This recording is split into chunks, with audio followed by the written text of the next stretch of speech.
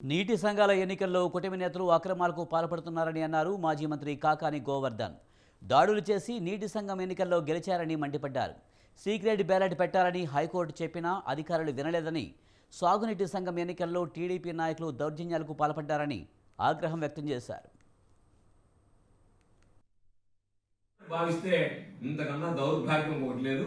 ఇది చంద్రబాబు పరిపాలనలో ఒక చీకటి అధ్యాయంగా, ఒక రక్తపు మరకతో కూడుకున్నటువంటి దాడులు, దౌర్జన్యాలు, కొట్లాటలు, వాళ్ళ మీద హింసాత్మక సంఘటనలు ఇవన్నీ చోటు చేసుకునేటువంటి పరిస్థితికి సాగునీటి సంఘాలకు సంబంధించినటువంటి ఎన్నికలకు రావడం దౌర్భాగ్యం, దురదృష్టం.